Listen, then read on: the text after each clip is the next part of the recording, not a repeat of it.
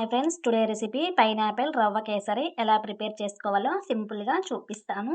ముందుగా ఒక బౌల్ తీసుకొని మనం ఏ కప్పుతో అయితే రవ్వ తీసుకుంటామో ఆ కప్పుతో 3 కప్పుల వాటర్ తీసుకొని బాగా మరగనిచ్చి పైన ప్లేట్ అనేది పెట్టి పక్కన పెట్టుకోవాలి.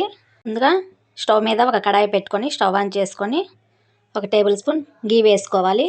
ఇంకా గీ కరగించుకున్నాక కొన్ని జీడిపప్పు పలుకులు వేసి ఫ్రై చేసుకోవాలి. విధంగా కొంచెం ఫ్రై అయ్యాక జీడిపప్పు ఇందులోనే కొంచెం కిస్మిస్ వేసి ఫ్రై చేసుకోవాలి.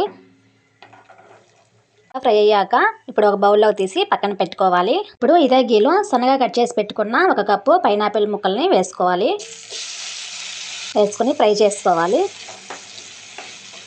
ఈ విధంగా 2-3 నిమిషాలు ఫ్రై చేసుకొని పైనాపిల్ ముక్కలు అనేది ఒక బౌల్లోకి తీసుకోవాలి. ఇప్పుడు అదే కడాయిలో 1 కప్పు ఉప్మా రవ్వ తీసుకోవాలి.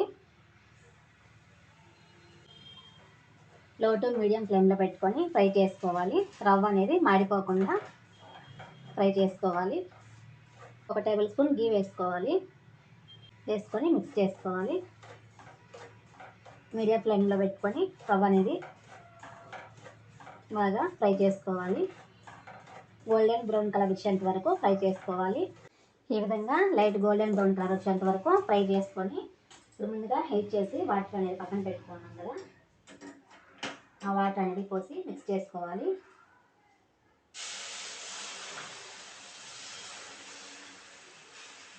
ఇప్పుడు బాగా మిక్స్ చేసుకోవాలి, ఉండలు అనేది కట్టకుండా. ఈ విధంగా బాగా మిక్స్ అయ్యాక 1 కప్పు షుగర్ తీసుకొని వేసుకోవాలి, మిక్స్ చేసుకోవాలి. ఈ విధంగా బాగా మిక్స్ చేసి ఇప్పుడు పైనాపిల్ అనేది ఫ్రై చేసి పక్కన పెట్టుకున్నాం కదా, ఆ పైనాపిల్ కూడా వేసుకొని మిక్స్ చేసుకోవాలి.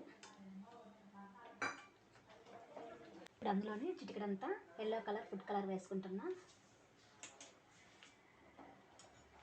బాగా మిక్స్ అయ్యే విధంగా కలుపుకోవాలి. అందులోనే 3 లేదా 4 ఇలాచి దంచి ఇలా వేసుకోండి. ముందుగా ఫ్రై చేసి పెట్టుకున్న జీడిపప్పు కిస్మిస్ వేసుకోవాలి, మిక్స్ చేసుకోండి. ఈ విధంగా బాగా మిక్స్ చేసుకోవాలి. ఇందులోనే 1 టేబుల్ స్పూన్ గీ వేసుకోవాలి, బాగా మిక్స్ చేసుకోవాలి. ఈ విధంగా మిక్స్ చేసుకొని స్టవ్ అనేది ఆఫ్ చేసుకోవాలి. పైనాపిల్ రవ్వ కేసరి అయితే రెడీ అయిపోయింది. ఇప్పుడు ఒక బౌల్లోకి సర్వ్ చేసుకోవడమే. ఈ రెసిపీ మీకు నచ్చినట్లయితే సబ్స్క్రైబ్ చేయండి, షేర్ చేయండి, లైక్ చేయండి, సపోర్ట్ చేయండి ఫ్రెండ్స్.